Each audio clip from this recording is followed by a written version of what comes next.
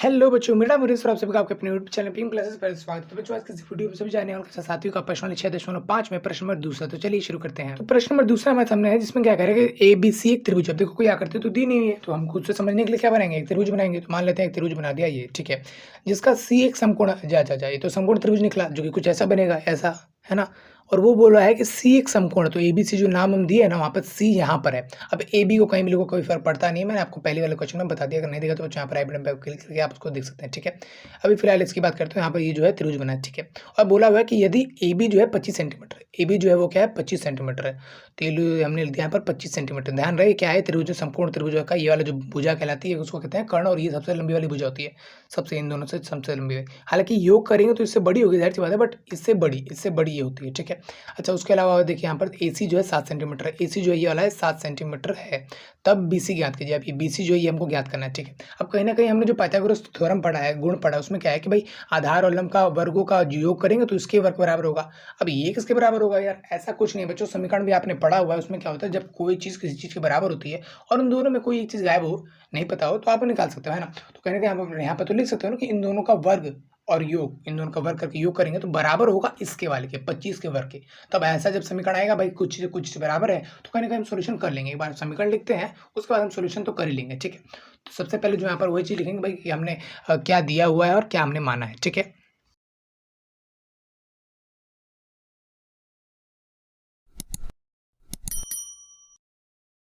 ठीक है। अच्छा, हमने माना क्या है वो अब लिख देते हैं यहाँ पर। मानो आप एक्स मानो, चाहे उसका नाम ले लो, सिंपल सी बात है, वही एक चीज़ है। और क्या है, क्या मानते हैं कि भाई बी सी जो है वो है एक्स, ठीक है, ठीक है। अच्छा, अब हम क्या बात करेंगे भाई, पाइथागोरस थ्योरम लगाएंगे, उसके लिए हमको बताना पड़ेगा ना कि समकोण त्रिभुज। तो लिख देते हैं फटाफट से। तो समकोण त्रिभुज, समकोण ये त्रिभुज का निशान है, चाहे आप हिंदी में लिखो चाहे आप ऐसे लिखो, बात एक ही है, ठीक है। तो समकोण त्रिभुज कौन सा, ए बी सी में आपको पता है कि कर्ण का वर्ग जो होता है इन दोनों के वर्ग के बराबर होता है ना। हाँ होता है, तो लिख देते हैं फटाफट से यही चीज़। उसके बाद फिर यहाँ पर इसका नाम लिख देंगे। तो कर्ण का जो वर्ग होता है वो बराबर होता है आधार के वर्ग और लंब के वर्ग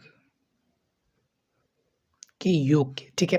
तो कर्ण यहाँ पर क्या, यहाँ पर ए बी है, तो लिख देता हूँ, पहले नाम लिखता हूँ ए बी। धीरे धीरे करेंगे ना सॉल्व, एक बार मैं क्यों ऐसे 25 लिख दूँ, है ना।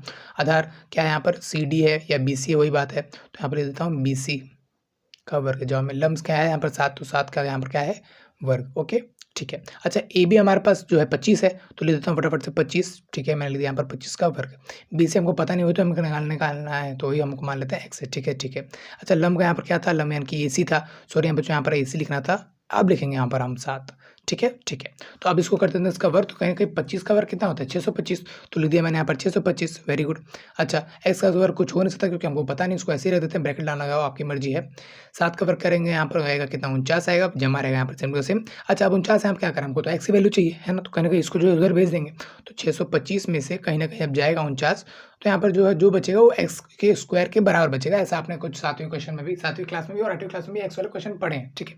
स्क्वायर अभी बस समझा देंगे, उसको हटा देंगे, टेंशन मत लो। तो यहाँ पर जो बचेगा वो क्या बचेगा, 576 बचेगा, ठीक है। तो 576 मैंने यहाँ पे लिख दिया, जो कि क्या है एक्स के वर्ग के बराबर है। तो मैं एक्स का वर्ग हटाऊंगा, ऐसी बात है, मुझे एक्स की वैल्यू चाहिए, एक्स का वर्ग थोड़ी ना। तो यहाँ पर क्या करूँगा, जब यहाँ पर मैं इसको रूट में ले आऊँगा तो कहीं ना कहीं रूट में हो जाएगा, ऐसा कुछ निशान लगेगा जिसको हम वर्गमूल कहते हैं, ओके।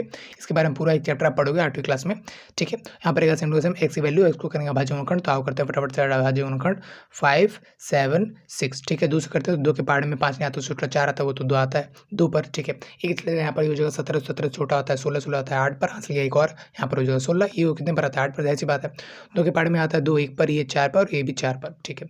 अब ये सीधे 12 से भी कर सकता है, बट कहीं ना कहीं आप जो है जितने छोटे छोटे से ही हमेशा आपको काटना है, ठीक है। तो 2 से काटेंगे तो यहाँ पर आएगा 7, यहाँ पर आएगा 2, फिर से 2 से काटेंगे तो यहाँ पर आएगा 3, यहाँ पर आएगा 6, 2 से काटेंगे तो फिर से यहाँ पर आएगा 18, फिर 2 से काटेंगे तो यहाँ पर आ जाएगा 9, फिर 3 से काटेंगे तो यहाँ पर 3, फिर 3 से काटेंगे तो फिर यहाँ पर 1, ठीक है। तो कुछ इस तरीके से जो बच्चों यहाँ पर जो है होगा, तो कहीं ना कहीं मैं इसको जो है इस टुकड़े में लिख सकता हूँ। तो लिख देता हूँ, कितनी बार 2 है यहाँ पर, 1 2 3 4 5 6, तो 6 बार, 1 बार 2 3 4 5 6, तो 6 बार ये क्या है 2 है, और 3 है 2 बार, 3 मैंने लिख दिया 2 बार, बाकी सब सेम को सेम, उधर रहेगा एक्स, ओके।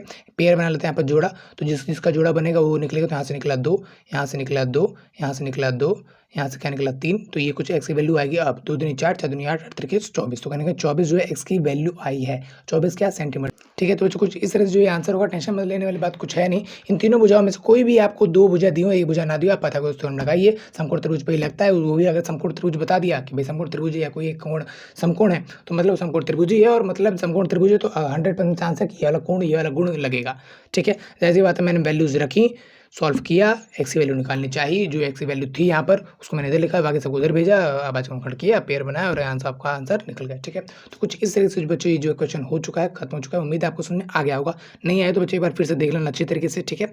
और अगला क्वेश्चन अभी आपको डिस्प्ले में मिल ही जाएगा। तो इस वीडियो में तो फिलहाल इतना ही है, मिलता है अगली वीडियो में, तब तक ले जय हिंद।